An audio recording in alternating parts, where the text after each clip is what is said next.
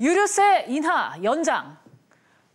국제유가가 다시 오름세를 보이면서 한국 경제에도 적잖은 영향이 예상됩니다. 소비자 부담, 물가 등이 대표적일 텐데요. 이런 가운데 정부는 곧 종료 예정이었던 한시적 유류세 인하 조치를 넉 달 연장하기로 했습니다. 관련해서 짚어봅니다. 교수님, 네. 이 국제유가와 물가의 상관관계, 이 어떻게 연결고리가 만들어지는 건지 설명 부탁드릴게요. 우리나라는 지금 그 원유, 석유를 같은 거 100% 수입을 합니다. 네. 그래서 우리나라는 이렇게 원유를 수입해서 이거를 이제 가공해서 석유, 항공유 이렇게 구분해서 수출을 하고 있는데요. 이제 만약에 원유가 오르게 되면 우리나라 전기요금도 오르게 되고 생산이라든지 자동차 모든 것이 다 물가가 오르기 때문에 굉장히 밀접한 관련이 있습니다. 그래서 최근에 원유가 많이 올랐던 게 금년에 한 40% 올랐어요.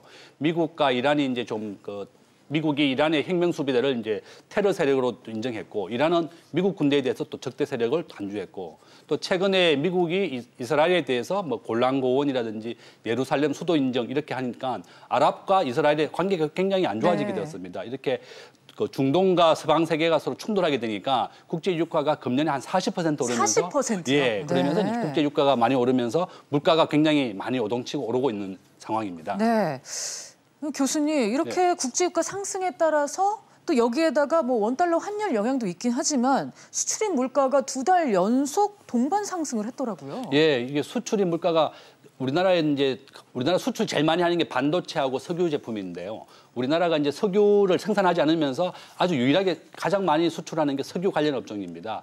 원유를 수입해서 항공유, 등유, 경유 이렇게 분해해서 우리나라가 세계적인 화학 실력을 가지고 있어요. 그래서 이제 세계적인 수출을 하고 있는데 이렇게 수출 물가가 굉장히 오르면서 우리나라 수출 물가가 오르면 굉장히 좋지만 또 수입 물가가 동시에 오르기 때문에 우리나라 전체적으로 다 물가가 오르면서 영향이 안 좋은 거죠, 경제 전반에. 그렇군요. 예. 변호사님, 이렇게 국제유가가 오르면 당연히 이제 떠오르는 게 소비자들, 특히 이제 영세 사업주들에게 미칠 영향인데요. 어떨까요?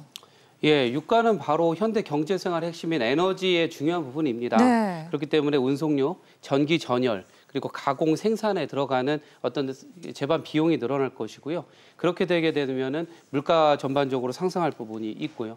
그 부분을 기반으로 해서 또 영세업자들은 재가공이나 유통이나 서비스업을 하고 있기 때문에 상당한 부담이 문제가 될 것 같고, 이미 우리나라는 그 70년대 후반부터 그 오일 쇼크를 겪었지 않습니까? 그렇죠. 그런 문제에 대해서 또다시 우려가 증폭되는 부분이 있습니다. 다만 유가가 상당 부분 안정화됐었던 시기가 바로 불과 5년 전이었었거든요. 그렇기 때문에 이번에 오름폭 40% 아까 언급하신 부분이 물론 과다하다라고도 볼 수 있지만 또 전체적인 총 유가의 흐름으로서는 또 안정기에 들어왔다 이런 분석도 또 있습니다. 네, 그래서인지 정부가 한시적으로 유류세 인하를 4개월 더 연장한 뒤에 종료하기로 했는데 다만 인하폭은 절반 이하로 줄어들었죠.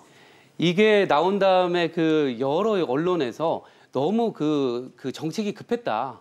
왜냐하면 유류가 하락하고 있는 디클라인의 장세에 있는 상황에서 프리드먼의 수도꼭지처럼 바로 너무 물을 틀어버린 결과가 있었지 않나. 오히려 지금 현 상황에서 15% 유류세 인하 부분을 정책을 했었으면 좋았을 것을 현재 지금 15%를 오히려 7%로 줄이고 6개월 이후에는 철폐하겠다. 이런 부분은 국민들에게 굉장히 혼란을 주고 있다. 이런 생각을 하게 합니다. 네, 교수님 이렇게 줄어들긴 했는데 그래도 그냥 환원했을 때보다는 분명히 가격 인하 요인이 있다고 봐야겠죠. 예, 당연합니다. 네.